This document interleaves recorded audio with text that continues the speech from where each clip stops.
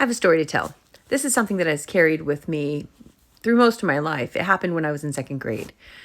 I had a neighbor who lived across the street from me, and she and I were not exceptionally close. We had different friend groups. We didn't always get along, but over a break, she had been crossing the street and was hit by a car. And she was okay, but she was in full body cast. And I remember feeling very guilty that I had not always been nice to her.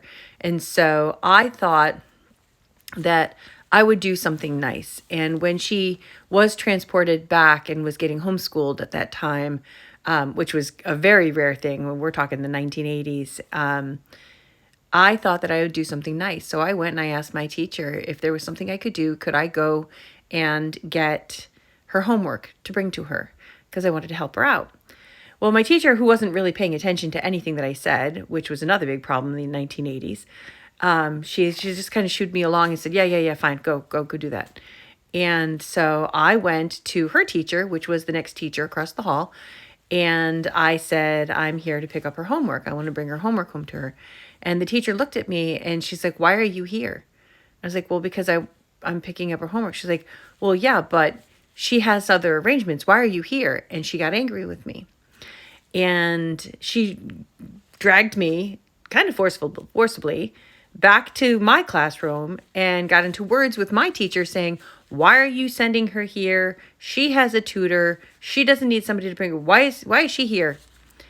And I got in trouble to the point where my parents got called in because I had volunteered to do something nice. And I just didn't understand it at the time.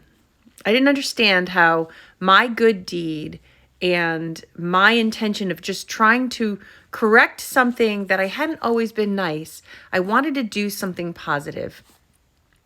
And I went and asked for permission. I was given the go-ahead to go across the hallway, and that teacher went off on me, dragged me in front of everybody, made a big scene about it, big argument with the other teacher, with my teacher. And I carried that with me as a form of adult trauma and damage for a very long time. Now, this is one of those things that I sit there and I look back at now and I try to correct. I try to find understanding. I try to find meaning. I do this a lot, whether it's decisions that my parents made as parents or decisions that their parents may have made that caused my parents to be a certain way. I try to find forgiveness and I try to find understanding in situations that affected me because there is a reason for everything. Even if that reason is a lesson that they need to learn and I'm just a byproduct of that, or I'm just the bystander, or I'm the person who's caught in the middle. Sometimes that happens, but I carried this trauma with me. Now, in hindsight, I look back and I think that I was probably a pain in the ass kid who talked too much. I still talk too much. I get in trouble all the time. Like, lots of times I have to have settings that are alarms on all of my sessions because if I don't, I will talk too much and I'll keep going. But, so, my teacher was probably like dismissing me because I just was constantly asking her questions and she was like, fine, whatever, go. She didn't listen to what I had said. That's on her. That's on her. She was responsible for me and responsible for the questions that I was asking. And that was on her. She didn't pay attention. And I fault the other teacher for reacting to me. She was obviously upset that I had been sent over there. So she went to go and have conversations with the other teacher because she felt that this other teacher had pawned me off on her. But I got caught in the middle. And she embarrassed me and she didn't care. Trust me, 1980s, like all you young kids and your gentle parenting and all you teenagers and all you younger people who sit there and think, oh, that you can't talk to people like that. Oh, trust me. Teachers hit us back then. Like I remember watching a kid's hands get slapped with a ruler. That was a real thing. That is not a joke. But I was embarrassed in front of all the entire classroom because that teacher felt entitled to take it out on me that she was frustrated that I had interrupted her day and how dare I do that. And I had no business in doing that. I was so upset that I was in tears.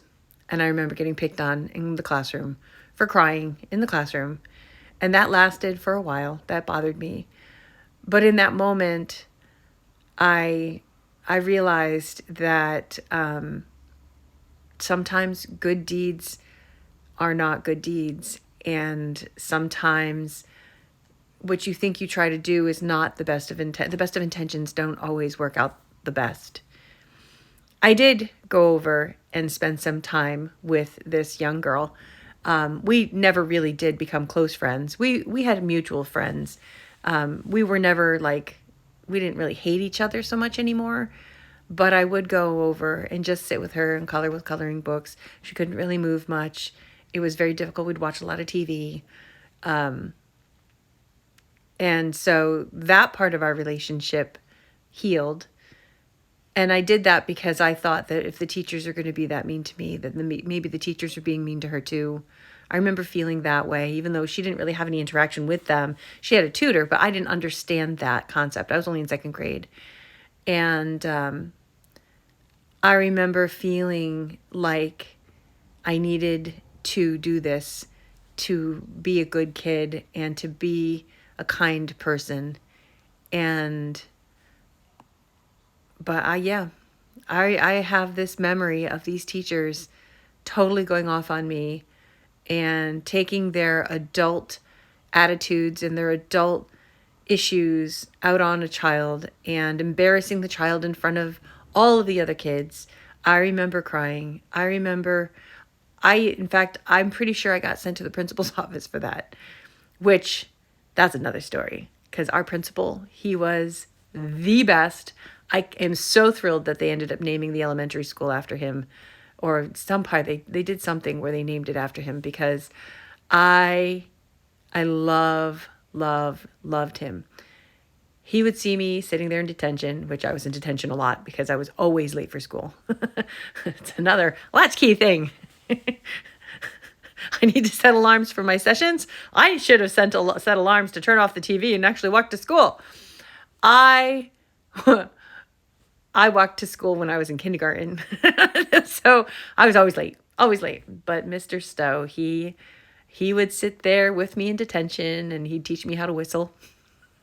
And he'd ask me if my whistling got any better and what new songs I could do. And he took the time to make me realize that I really wasn't a bad kid. I just needed to set alarms. But yeah, I am pretty sure I got sent to detention or sent to the office for that as well. But I didn't let that get me down. I did change the way that I approach other kids. I did change the way that I talk to teachers in the future. I did get quiet after that. I stopped being so forthcoming and volunteering for things like that. And I also I went and hung out with her, colored in coloring books. We didn't do homework. We colored in coloring books. But that's my story for today. Be kind.